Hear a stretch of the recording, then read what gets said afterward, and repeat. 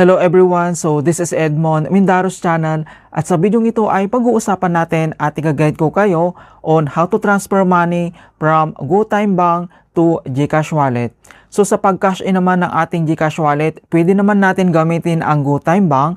Ang maganda dito sa GoTime Bank ay nagbibigay ito ng 20 na pre-transfer monthly. So same lang sila ni Maribank na nagbibigay ng pre-transfer. So to any e-wallet po yan and then bank account. So sa pag-transfer naman dito sa GoTime Bank, kahit piso, pwede natin ito isend. And then kapag na-consume mo na lahat or nagamit mo na yung 20 na pre-transfer monthly, so may bayad na po itong 9 peso. And then magre-reset ang yung pre-transfer every first of the month. Ganun po yan. Kaya kung hindi mo kabisado kung paano ba mag-transfer dito ng PAN to e-wallet, then stay tuned ka lang at start na natin. So ang next step, kailangan mo lang mag-login or i-open mo lang dito ang yung GoTime app and then i-click mo lang. At dito lang sa ating GoTime profile homepage and kailangan mo lang i-select dito or i-tap mo lang dito yung send/transfer. And then another step, so send/transfer. So kailangan mo lang i-select dito yung account number. And then another step, so transfer to account number. And then kailangan lang natin i-locate dito yung ating GCash. So dito naman sa baba, makikita mo kaagad dito lang sa kanyang suggested. Nandito naman yung GExchange/GCash mga kaibigan. Ito yung kailangan natin i-select or kapag wala naman dito sa baba, pwede mo itong i-search dito lang sa kanyang searching bar. So i-select lang natin dito yung GCash. And then, dito na tayo sa next step na transfer to account number and kailangan lang natin i-enter dito yung receiver na GCash registered number. So, pwede naman yan sa sarili mong GCash.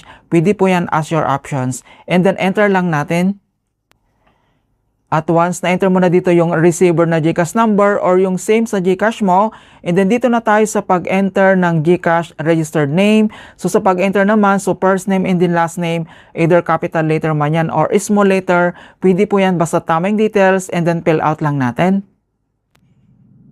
At once na-enter mo na dito yung receiver na GCash account name, so i-double check mo lang yung account number, yung mobile number yan mga kaibigan, and then yung account name. And dito naman sa kanyang note option lang naman yan. Kapag okay na, and then kailangan mo lang i-tap dito yung next, dito lang sa baba. And another step, dito na tayo sa pag-enter ng amount. So enter mo lang dito kung magkano yung amount na ita-transfer mo. And then, dito naman ay via InstaPay ito kaagad. Ito lang yung pwede natin gamitin dito na InstaPay. And makikita mo naman dito na wala po itong transaction fee. So, free po siya.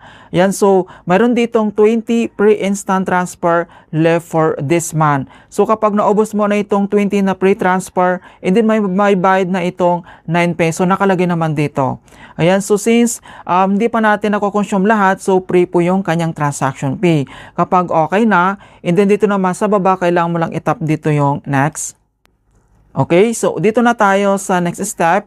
So nandito naman yung other notifications dito na kailangan natin i-select. So ito yung tinatawag na purpose natin. So what's this transfer for? So nandito naman yung pwede mong i-select katulad ng move funds to own account, payment, send to family, or donation. So depende naman yan sa option mo. So pwede kang mag-select dito, okay? So for example, select lang natin dito send to family and then i-click mo lang.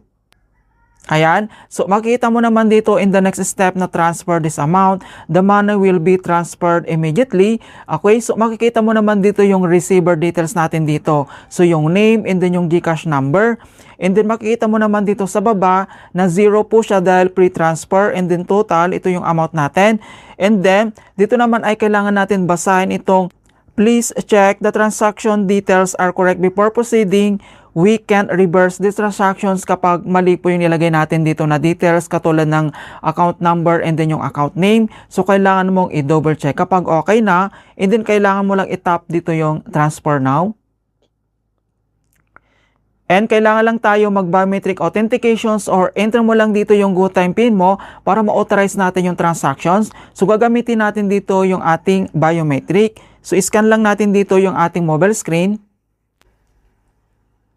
Ayan, so makikita mo naman dito na successfully transferred this amount to GCash details and naka-receive tayo dito ng notification ni GCash.